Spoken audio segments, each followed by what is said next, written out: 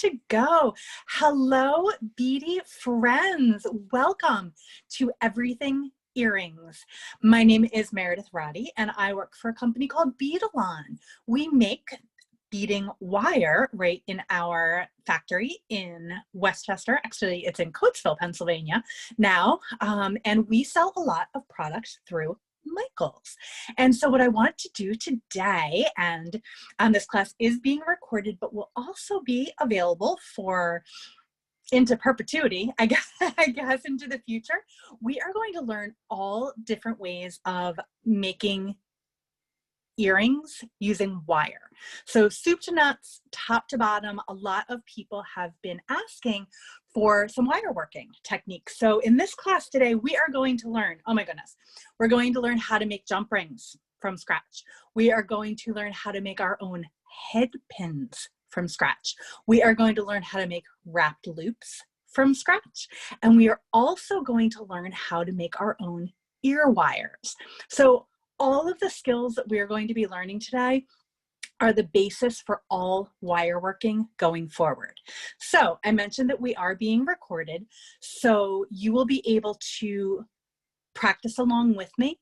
And also, when you have taken a deep breath and perhaps gotten some more of the supplies that you need, feel free to practice along with me as many times as you need. And that's really a good takeaway message for wire work in general, is it really does take a little bit of practice. Not a lot of practice, but with some practice, you will be doing great wrapped loops, great ear wires, great jump rings, and amazing head pens in no time at all. We'll also talk a little bit about different types of wire, what all of the different numbers and all the different words mean. So get ready, buckle up, because there's going to be a lot of information coming at you. If you have any questions, please feel free to put them in the chat as you're also introducing yourself, letting me know where you're from, and if you've taken a number of classes before, or if this is your first time. A vet from Beadalon will be fielding those questions. I try to go through and look as much as I can, but if there is something that I have forgotten, she'll be sure to give me a little tap and make sure that I address it as well. So let's see. I think that is all of the information to throw at everybody right at the get-go. Let's go ahead and take the overhead camera so we can talk a little bit about the supplies that you're going to need. But before we do anything else, let's look at the project that we're going to be making. So these are the everything earrings that we're going to make. And I put them on this nice stand, but then realized that we can't really see that. So I'll probably put the stand down so everyone can see what we are going to be making. And as this is the last day of September, I thought a nice fall theme would be in order for our earrings today. So I have some leaves there, some really nice kind of fall colored, earthy beads. And we are going to talk all about those in just a second. So let's see, I think what I will do is lay these down here so we can at least have a guide of where we're going for the class.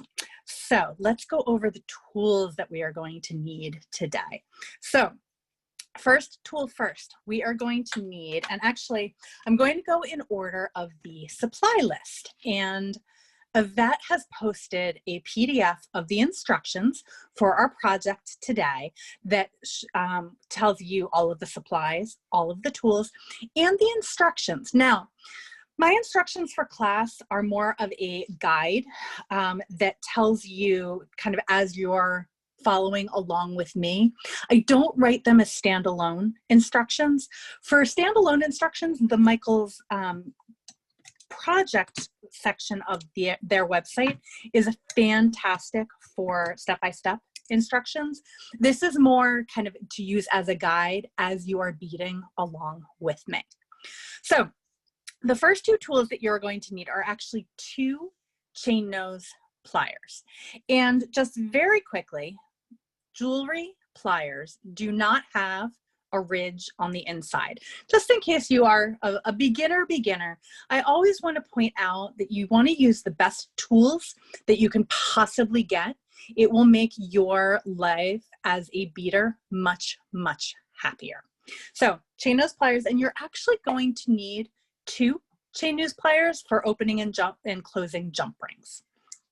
The next tool that you're going to need are round nose pliers. And I'm just going to bring these up as close as I can.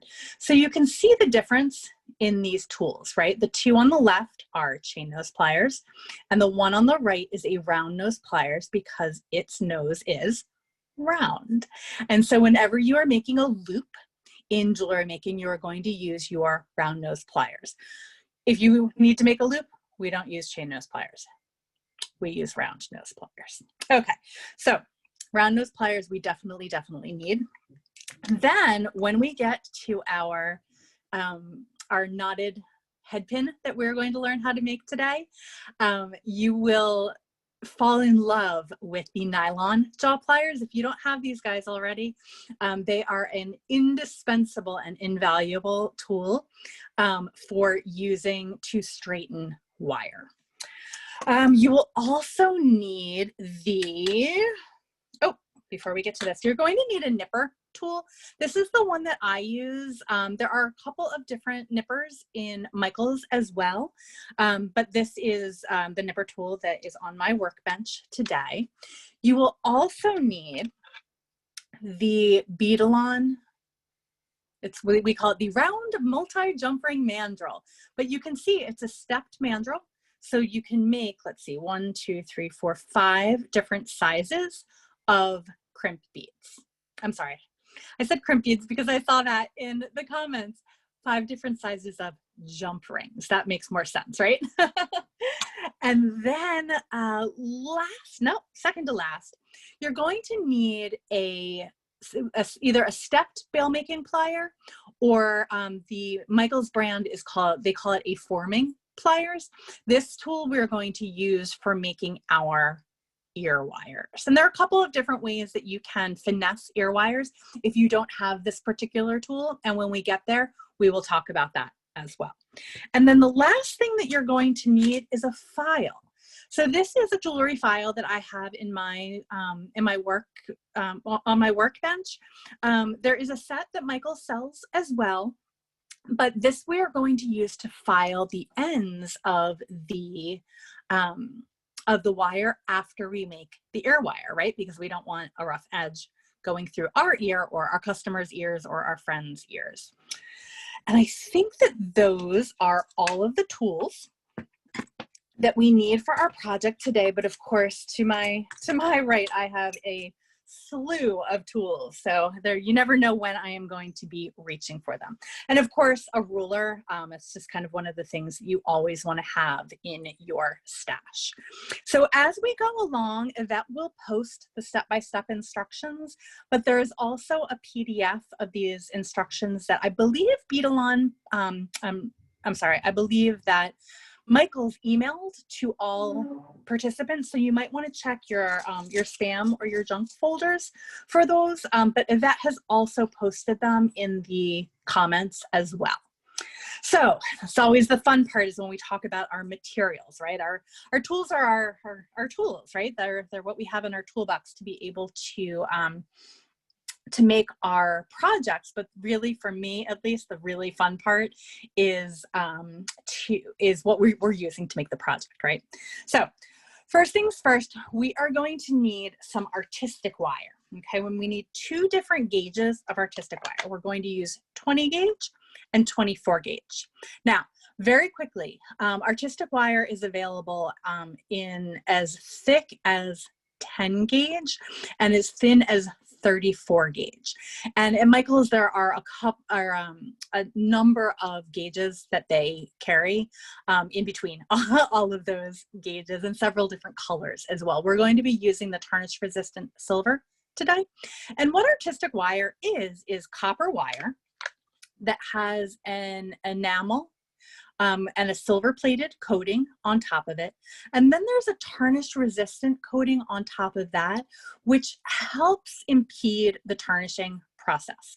Because it is silver plated, there's always going to be the possibility of tarnishing, like your good candlesticks or any of the silver in your house. But with good care, this should not tarnish. I have a ton of jewelry that I have made that is just fine. Now, what is the difference between these different gauges? 20 gauge is a smaller number, which means that it is a thicker wire. It's a little counterintuitive, but that is just the convention, the numbering convention, and that's how we refer to things. This is I don't know if you can see that, 0.81 millimeters thick, and this one is 0.51 millimeters thick. So the 24 gauge is thinner than the 20 gauge. I told you at the get-go I was going to throw a lot of information out at you. So, but this is what we need to do to learn how to improve our wire working skills. You need to know all of the vocabulary, because those are the tools as well, the vocabulary for what to call things. So we need our 2 different gauges of artistic wire. We also need some chain. What we are going to do is we are actually going to be attaching our earrings to some chain. I'm going to talk a little bit more about that as we go along. And we will also need some beads. And again, I use these, let's see, they are, where is that part number? Here it is. Just like to show the part number. It's not the most glamorous part of our video today, but just in case you want to know exactly what these are. But they're these really kind of cool wooden flat beads, but you can really use any beads for this project. And then these, this had been a whole strand of metal beads from Bead Gallery. They are the multi-plated metal leaf mix. And that part number is right there. And after making my earrings, I have 2 left. So we're gonna kind of play around with that. But I had mentioned earlier about needing extra chain for this project. You actually don't need extra chain for this project. You can just use the chain that comes with the leaves. That was kind of an afterthought of mine. I had purchased the chain, but then once I took all the leaves off, I realized there's perfectly good chain right here. So I will use that for a different project. So keep in mind, as you are asking questions, Yvette is answering them in the comments as well. So be sure to just note if there's something that you had asked that might be something different than what I am talking about today. The answers are coming in the comments.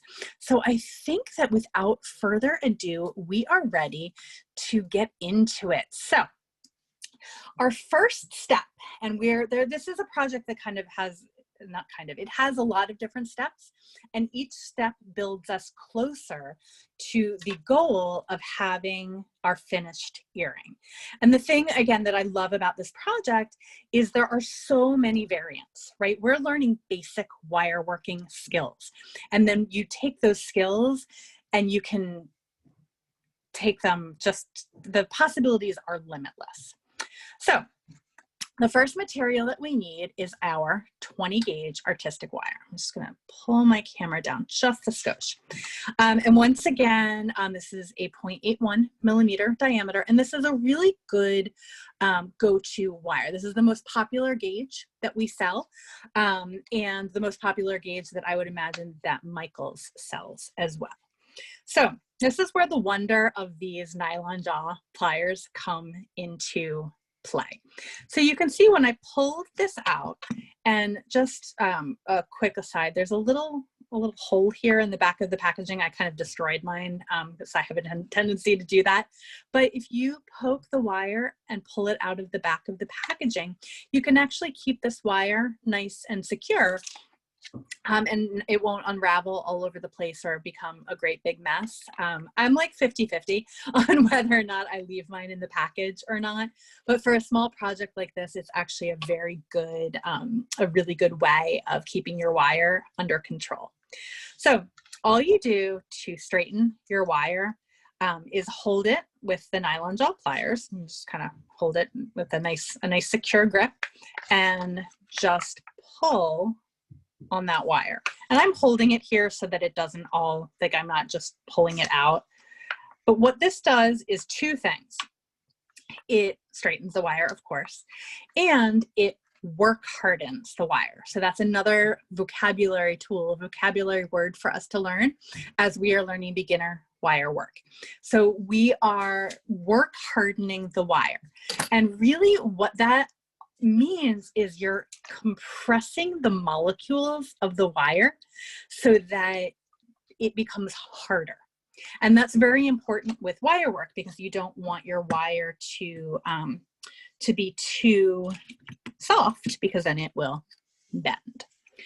So this is a very simple tool to use. We have 1, 2, 3, 4, 5 different sizes of jump rings that we can make. Like I said, I'm going to choose this one. I could go smaller. I could go bigger. It doesn't really matter. Actually, you know what? I think I'm going to go with the smallest one. I'm going to have a little tail here that I'm going to hold with my fingers, and I'm going to wrap the tool around to kind of holding that wire in place. And see how I'm wrapping the tool, I'm turning the tool rather than wrapping the wire around. This is going to make much nicer and much more consistent jump rings than if I tried to wrap this wire around. So it's kind of a slow and steady. And what I'm doing is I'm holding that tail with my thumb and really guiding the wire around with my thumb and my fingers so that it's not a wrapping motion. You're using the tool as a mandrel to make your jump rings. And I'm just going to keep going until I have a nice coil of jump rings. And I might need to make a couple of coils, but you can see, and I'm just going to come in here and snip it off. So now we can work with this coil and turn it into jump rings. So I feel like my camera is just a little off from where I want it to be. So I just want to reposition so that everybody can see what I'm doing. It's usually either you guys can see or I can see, but it's much more important for you to see. So all flush cutters, or semi-flush cutters, I should say, have a side that is going to make a smooth or a flush cut, and a side that is going to make a pointy or unsmooth cut, okay? So this is the smooth side, and this is the pointy side. So when you want your rings to meet, of course, you want the cut to be smooth. We're going to challenge the focus on my camera so we can really see that smooth side. Oh, we're getting that in focus. Let's try this. The camera does not like that. Well, you're going to have to trust me. So now what I want to do is actually flip my tool, because the second cut that I'm going to make also needs to be flush. So I have both of the sides of my jump ring that I just cut are flat, okay? And now what I'm going to do is, this is where those 2 chain nose pliers comes in. I just have to back this up just a little bit so I have a little more room. And the way that I like to hold my jump rings is getting the most amount of what my dad calls purchase on the rings, which means I'm not holding them like this right in the tips, right? Because I don't have a whole lot of strength that way. The jaws of my pliers can slip off, but if I am using a really nice grip, what I can do is wiggle my hands back and forth and bring those two sides of the jump ring together. Whew. Okay, and there are a ton of different things out there that you can use that are not this mandrel. You could use a dowel, you could use a Sharpie pen, you could use a regular pen, you could use a steel rod, and there's so many different things, but this is a great tool, and it is sold in Michaels, and I really like, I really like making rings this way. So what you want to do, and I'm going to show from the other side, we're going to do this a couple of different times. See how when I took it off, there's kind of that little tail right there. The first thing I want to do is just snip that tail so that my coil is 100% flush. Just going to move some of this out of the way, try to help with our depth of field a little bit more. Okay. So that very first one is flush. And so I know now, because I want a full ring, that I'm going to come and cut as close as I can to the end here so that I get my next ring. Now, fun little tip. If I was feeling rushed, if I was feeling not so, so particular, and remember I'm using 20 gauge wire for this. It's kind of my go-to wire. I just cut through all of these, but the challenge is I did cut through all of them. That's an extra part. But now one side is flat and one side is pointy. I don't know if we can really see that. We're definitely giving the close-up a run for its money today. So what you need to do is come in and trim that second side so that they're both flat.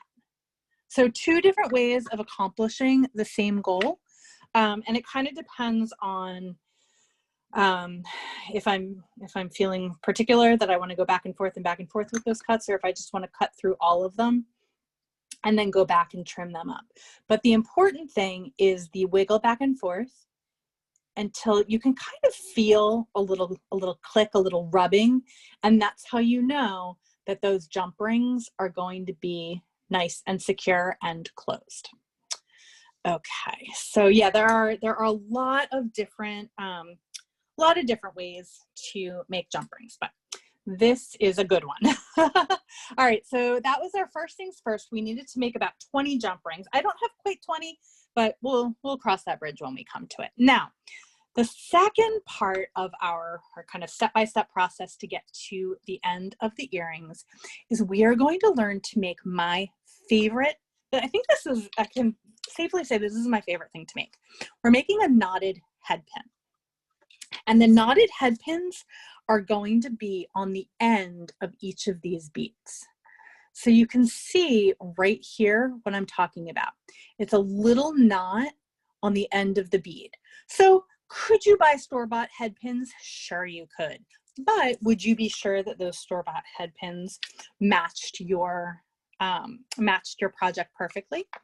Would you be sure that those store-bought head pins were the right gauge that you needed? Are those store-bought head pins the funnest and the prettiest that they can be? Possibly, but I like making my own because also I never seem to have any head pins. I feel like I buy them all the time, and then whenever I need them, I never have them. So it is much easier just to make your own. So just like I did before, I'm using my nylon jaw pliers to straighten my wire, and this time I'm using 24 gauge wire. You can do this with 22 gauge wire. You can do it with 26 gauge wire. It is a lot easier to learn how to do it, and quite frankly, a lot easier to do it with the 24 gauge wire. That's kind of my go-to gauge for making head pins. It's just, I find it easier But 22 is great. I've made a ton of head pins with 22 gauge wire as well. So I'm just going to kind of eyeball this. This is probably longer than the 3 inches that I suggest in the instructions. Always better to have a little bit more rather than a little bit less, but this is way, way, way more wire than you need. It's just sometimes easier to demonstrate with more wire. Okay. So these are the steps, and I'm going to do this a couple of times. And of course, we're being recorded, so you can always go back and watch over and over again. But what I'm doing is I'm using the round nose pliers. So whenever you're making something round, you use round nose pliers. And I'm going to put the very, very end of that 26 gauge wire in the very, very tip of the pliers. So I'm not going all the way up here. I'm not here. I'm not kind of doing anything other than making sure that that very tip is on the very, very tip of my pliers. And one of the fundamental things about wire work is almost everything is on very specific angles. So here I'm working in all 90-degree angles. So you'll see a little bit more of what I mean in a little bit, but I'm being very, very precise about what I'm doing. So my fingers are my best tools, and I'm using them as leverage, because what I'm going to do is I'm going to rotate my wrist once, and then I'm going to reposition that wire, rotate again, little small movements, and you can see I'm making a coil. And again, apologies for bumping the camera when I'm this close and trying to make sure that you can see and I can see. Sometimes the camera gets bumped, so please forgive me. So now I have a coil of 3 turns. Okay, so next step is I'm going to take my thumb. Again, my fingers are my best tools. I still have this on the pliers. I'm going to take my thumb and push that up at I guess it's a 180 degree angle, whatever the angle is, straight up. Okay, and so now this is the important part. I have my coil here on the right and my free part here on the left. What I'm actually going to do is flip this around so that I'm holding the coil in my left hand and the slack, the free part, in my right hand. And this is where I like to say that the magic happens. So I'm going to bend this up and around and through that coil. Once again, I'm going to do this a bunch of times so you can see. I'm going to just thread it through with my hands so you can see it's kind of a, I don't know, a very sad looking P, but that wire is coming up, around, and through the coil. So now, once again, those nylon jaw pliers that I said, everybody, if you don't have them in your toolbox, you're going to want them by the end of this class. I'm going to hold that, and I'm holding it with my left hand, and I'm going to grab the end with my right hand with my chain nose pliers, and I'm going to gently pull so that the wire comes through that little coil and creates a knot. And I always like to kind of go through a couple of times. So I now have a head pin, right? I have that little coil at the bottom, a head pin, and now I can thread on a bead, and it's not going anywhere on the bottom. Okay, so let's show that just 1 or 2 more times. Okay, so once again, I'm using the 24 gauge wire, and you can use other gauges. It will just be a little bit harder to get the knot through if you're using thicker wire, like a 22 or a 20 gauge wire. We're gonna cut about 3 inches, and I always cut more than I need. It's always better to have a little bit more than a little bit less. And once again, I have my wire here at the very, very tip and the very, very tip of my pliers. And this is great for, these are great pliers.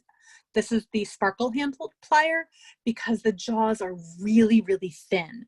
There are other round nose pliers out there that have much, much thicker tips here, and they're great for making bigger loops, but the sparkle handle ones are perfect for making this little teeny tiny coil that you need to make this head pin. Okay, so I've just gone around 3 times, and I've been known to go around 2, especially if I'm using thicker wires. So pro tip, going around 2 times will work as well. And with my thumb or my forefinger, I'm just going to press that straight up. So we're going to take that off, and this is my favorite part. It's where the magic happens. I'm going to thread this back through, hold it with my nylon jaw pliers, and then pull that nice and tight. Sorry, I got a little out of frame there. And so you have a nice knot on the end of your wire. So I'm going to do that one more time. I'm going to do it up to speed, so you can see it works very, very quickly. So I've got one more here. I always like to, when I'm teaching, show people, you know, step by step, as slow as I possibly can, so you can see how it's done, but then also bring it up to speed so you can really see how fast you can whip through these earrings, and not kind of be intimidated by, oh, this is going to take me so long to do, I don't want to make my own head pins. But in fact, it's probably less than a minute to make each of the head pins.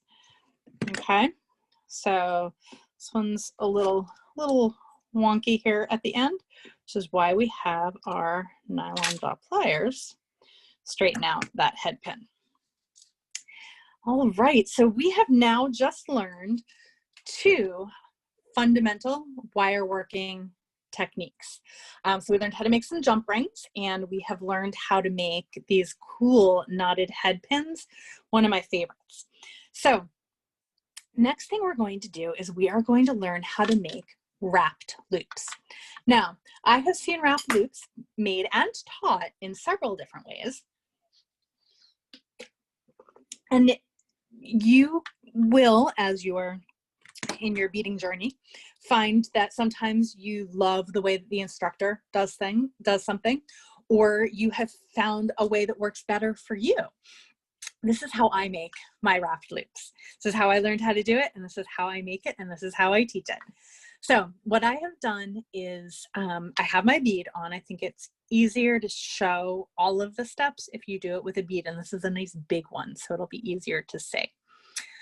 And I had mentioned earlier about everything being very exact. So we're perpendicular, horizontal, we're vertical, we're at right angles on all of the things and all of the steps for making a wrapped loop. So I'm holding the wire right above the bead, and I'm holding it about 1/8 of an inch in on my pliers. So I'm not all the way at the tips, and I'm not all the way back here. But wherever you're holding it in your pliers is going to determine how big your loop is. So I like my loop to be about this big. And a good pro tip is take a permanent marker and put a mark on your pliers on both sides where you like your loop to be. And that way your loops will always be the same size. And that mark sometimes rubs away, and then you'll just go ahead and put the put the mark back on. Okay, so that one got a little off kilter. So I'm gonna focus on this one right here. Okay, so first step, push over to the, it's actually to the right at a 45-degree angle. I'm just kind of showing everybody here what's happening. And then once again, this is a technique that uses your tools. I'm sorry, your fingers as your best tool. So I'm going to take my pointer finger here and I'm going to pull that wire around the top. And I'm going to show this a couple of different angles in a couple of different ways. And this is now down at the 45-degree angle this way. I don't know, what is that, like 135-degree angle? And now what I'm going to do is my loop is over the top jaw of my pliers. But what I'm actually going to do is remove my tool so that loop is in the bottom part of my pliers. Okay, this is again one of those things that when you break it down, it's a lot of steps, but when you do it, it's very intuitive. So now what I'm going to do is I'm actually going to switch hands. So I'm working with my right hand, my dominant hand, and I'm going to put the pliers in my left hand and I'm going to hold them straight up and down. How about we do that so that we can all see straight up and down. Okay. And now again, with my fingers, or you could use a chain nose pliers for this step. That's up to you. I generally use my tools to do this. I'm going to pull that wire around and toward me so that it crosses that loop at a 45-degree angle. I'm sorry, at a 90-degree angle. So again, everything is angles on when you're doing wrap loops. If you want your wrap loops to be perfect and perfectly angled. If you do not want your loops to be perfect and perfectly angled, I am okay with that. And we'll show how to make a nice messy loop and you can decide which one you want to be your signature loop. So because I'm using 24 gauge wire, I can actually wrap this wire around with pretty good ease to finish my wrapped loop. If this were 18 gauge wire, I would use what I call a push and pull technique, and I'm going to demonstrate that in a moment. Okay, so it's always a nice bonus when I'm demonstrating a wrap loop and it actually turns out really nicely. So that's my wrap loop. The last step to any good wrap loop making is to come in, and sometimes it's a little tough, but there's a little tail here. Can everybody see that little tail? I'm going to take my chain nose pliers and I'm going to just come in here and tuck that tail around. If I can get it all the way. It just makes for that kind of extra little something to make sure that your wrap loop is a perfect wrap loop. Oh, I love it. Good one. It's always a nice feeling when you get a nice wrap loop, right? Okay, so let's try that one more time. I'm going to break it down. I'm going to talk about a couple of different things. And I feel like the wrap loops are really the foundation to any good wire work. You know, all of these different skills are, but if you can make a wrap loop that really puts your jewelry in kind of the next category, the next level. So once again, I have my pliers here and I'm focusing right on the right on that line. If I wanted to, I'm just going to kind of show you, I'm going to make a bigger wrapped loop up here, way above my line, and we can see the difference in the sizes of the loops when I'm done. So once again, I'm going to just push that over at 45 degrees.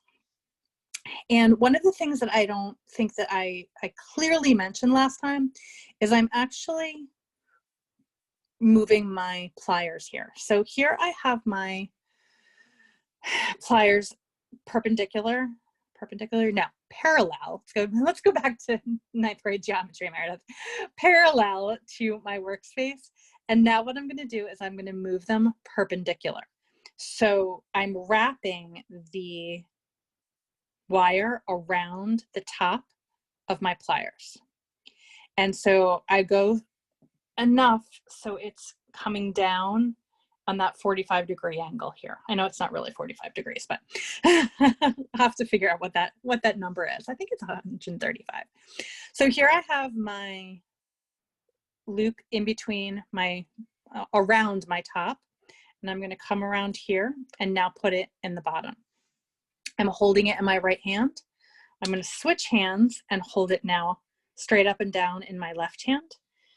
And I'm gonna bring that wire around and across. So now it is wrapped around that bottom jaw of the pliers. And now I'm going to show you what I mean by the push and pull, because if you're using anything thicker than 22 gauge wire, you're going to need to know the push and pull.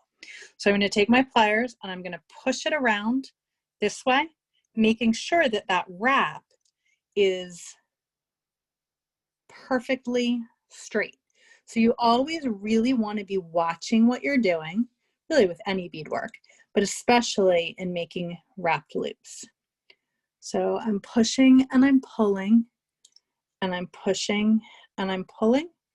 And so once again, I have a very nice wrapped loop, and I'm going to come in here with my cutters and I'm going to snip that off. And then last step is always to tuck that end in. Sometimes it's a little doesn't want to go, but you show that wire who's boss and get that tail nice and tucked in. And you can see by using a different part on the plier, one loop is much, much smaller than the other one. All right, so now we have done jump rings. We have done wrapped head pins. I'm sorry, knotted head pins, and we have done wrapped loops. Now the last skill that we need to learn in order to put our earrings all together is this ear wire, okay? And a couple different ways. Again, there's always more than one way to skin a cat. I never liked that expression, but there's always more than one way to do something. But I really like making ear wires using these stepped bail making pliers or the forming pliers. You could also use, if you had the jump ring maker tool that we used right in the very beginning, right? We like to multitask with our tools, have them serve more than one purpose for us. You can also use, where did my permanent marker go? I put it back. I never do that. You can also actually use a Sharpie or permanent marker to do this technique, but we're jewelry makers. We're going to use the right tools for the job, but just know that there are options. So the cool thing about the bail making pliers is that you have all of these different steps, these different sizes of jaw, right? So we're going to use the smallest one here, and then I think we're going to end up using the biggest one also. Sometimes I change my mind on that midway, but I think that we're going to be good with that. And for ear wires, where did my 20 gauge wire go? Here it is. We're going to use that 20 gauge wire again.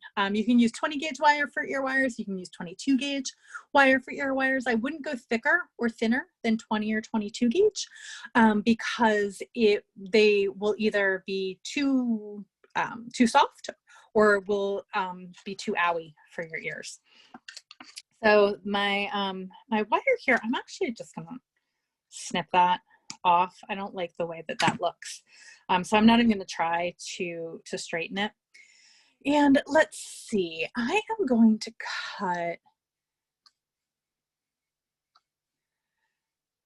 I'm just looking to see if I gave a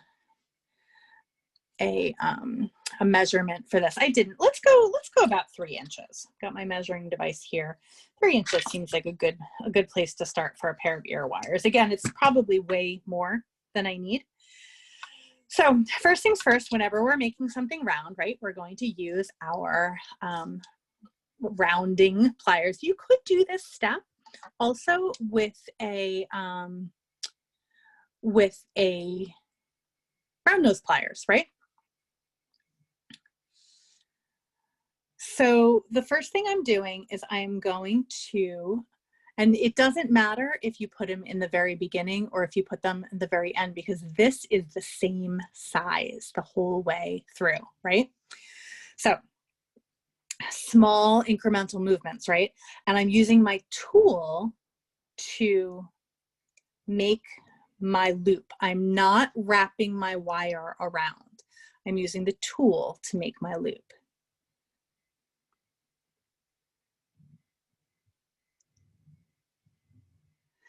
So I have a tendency, I noticed that I use my fingers also to smooth my wire. It's kind of a habit that I got into. But here I have my really cute little loopy here at the end. And now what I'm going to do is I'm going to take that same piece of wire, the loop is sticking up, and I'm just going to bend it back. Okay, and you can see, like, again, way too much wire. Always better to have more than less. Okay, and so now what I would do is I would actually be making 2 ear wires at the same time to make sure that they are exactly the same. Okay, that's a good pro tip, especially if you are doing things like using a Sharpie or a dowel or a mandrel. And we're gonna do this a couple of times just to make sure that everybody gets it as well. So last step here is to take those chain nose pliers again. And if you think about what an ear wire looks like, that little bendy part there could really be anywhere, right? It could be up a little bit. Well, it can't be anywhere, but you have a little bit of leeway for decoration and making a more decorative ear wire. So you just kind of want to come in here and bend up. And then again, with those pliers, or I'm sorry, with those nippers, snip it off. So now we have a nice ear wire. So in the very beginning, I mentioned needing a needle file. And this is a jewelry needle file. A wood file or something that was much coarser would not serve this purpose. But you want to make sure that you file these, however, with whatever tool you do, because it will be a little rough on the edges, and you certainly don't want to get an owie on your ear by putting this through your ear. Now, you could also use a nail file, right? There's no reason why you couldn't use a nail file. And you can see I'm not going back and forth and back and forth and back and forth like this. I'm coming down just one way and moving my nail file, or not my nail file, my jewelry file around, and I'll check it a couple times to make sure that there aren't any rough parts there. And then that is the final step to making sure that your ear wire is nice and smooth. And I said final step, but I didn't really mean final step. People who have been watching me and hanging out with me for a while now know that I will say things like, this is the last step, and you know it's not really the last step. Now what I'm doing here is I'm using the nylon jaw pliers to apply gentle pressure to this ear wire to do what we talked about earlier. Another of our vocabulary words is to work harden the wire. So by gently compressing the wire, it is serving to make it a little bit harder and a little bit less likely to bend than it would have been if I had just taken this out of the package. Taken the wire out of the package. Now, couple of things. Once you're ready to kind of next level it again, there are things to think about, like taking a nylon hammer and using a bench block, or a chasing hammer and putting a little bit of a design in here. That's a little bit outside the realm of my class today. But just know that there are different ways there are next steps. There's the intermediate and then the advanced part of wire working. We're basics today, right? Okay, so we just did a little bit of work hardening here, and now we're ready. I don't have all of the pieces and parts, but let's talk about putting stuff together. Okay, so we have a couple of dangles here. We have our jump rings. We have an ear wire. I'm going to grab a couple of these, the couple of leaves that are left. And then we are going to talk about these two different kinds of chain. And I don't know about you, but when you're working, do you ever put your tools down and you thought that you put them down right next to you, and then you can't find them, but then when you look again, they're right next to you? That just happened with my pliers. Okay, so couple more things to talk about. Now, you might think, oh, I'm going to just use the jump ring that came with this. I would advise against that, because you can see this jump ring really isn't a jewelry grade jump ring. It's just kind of a piece of metal that's been folded over itself. I would caution to not use this one. Sometimes the jump rings that come off of packages like this are okay, and sometimes you can save them to be good enough, but I don't know. I didn't like the looks of it. So we're going to use the jump rings that we need. And the same thing with this one over here. They're not meant to be jump rings. They're really just meant to be little pieces of metal that are holding those leaves into place. But the great thing about this strand, let's see, the multi-plated metal leaf mix, is here I have this great piece of chain. And there's really no reason why I couldn't use this piece of chain, right? The chain that I had purchased to go along with with this project is a little daintier, sure. And it's very nice chain, right? But you know, there's a perfectly good piece of chain right there. Okay, so for the earrings that I made, I decided that 2 inches of chain was what I wanted to work with. You could use 1 inch of chain. You could use 6 inches of chain. You do you. Use as much or as little chain as your heart possibly desires. And that's what's so fun about when you learn the basic techniques like we're learning today, is you can make them as long or as short as you want. So the last thing that we really need to talk about is attaching things to the chain, right? So I should probably go ahead and I'm going to use the chain that I purchased.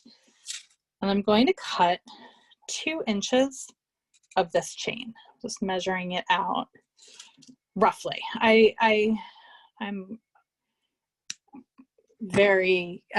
have been known to be very lax in my measurements. And just as a little tip, a good way, I'm just using a piece of scrap wire here. A good way to make sure that your chain is the same length without counting each of those links. Who among us has counted our links to make sure that it's the same? All you need to do is just put them on a scrap piece of wire. And actually, I'm gonna come down like this a little bit. I think that might be a little bit more helpful for seeing what I'm doing. Just forgive if you catch any of the mess in the background. There we go. Okay. So then you can kind of see where the 2 pieces of chain are the same length. And so now, without having to count anything or remember my counts, which I always forget and then have to go back again, now I have the same. And if I wanted to make 10 pairs of earrings that are the exact same length, you would just then string up another one and then cut them all to length. This is a great way also of making chain tassels, but that's a different class for a different time. Okay, so now I have my 2 chains that are the same size. And what I like to do, I think is easiest for me, is to attach the chain to my ear wire. That might not be easiest for you, but I really like, having something to kind of hold on to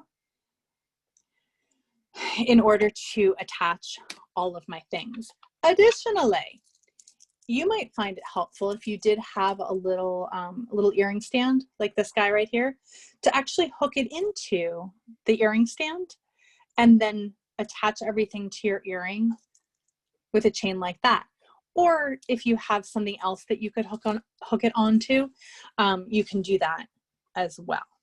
So now the last step, really all we have to do is start adding our dangle-doos to our project. So we talked a little bit about the proper way to open and close a jump ring. And I feel like this is a part of a point that can't be made too much. So I'm looking at my jump ring here, and this is, we're coming full circle now, friends. We are coming all the way back to the very beginning when we made our jump rings. And I can see, and I remember it in the beginning, I didn't cut all of my jump rings as I was making them. Oftentimes it's a good habit to get into, because then you'll know that all of your jump rings are perfect and you don't have to worry about if one side is flush cut and the other side isn't. I'm just going to come here and I'm going to wiggle those together. And then to open the jump ring, I twist one side toward me and one side back. So you don't open them like this.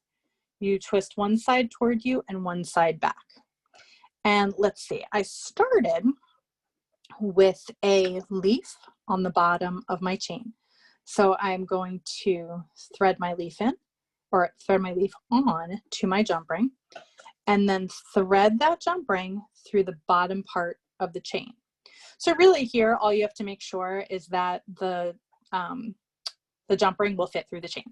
I have had many designs that I have wanted to make where I've gotten to the point of attaching things to my chain, and the chain has been too, the hole hasn't been big enough for the wire to slip through, and that is very disappointing. So then again, just wiggling back and forth until that jump ring is nice and closed. And this is where the glasses and the looking at what you're doing is very important. And now we're ready to add our next thing. So I'm going to go ahead and add my bead with my knotted head pin here at the bottom. So I'm going to take another one of my jump rings. And this one I can see that must have been one of the first ones. So let's grab this one. That's a nice one. Two flush sides, right? So the first thing I need to do is wiggle it together so it's nice and closed. Now I'm going to open it up, and I always like to open my jump rings nice and wide so that I have enough room to work, right? You want to make sure that you're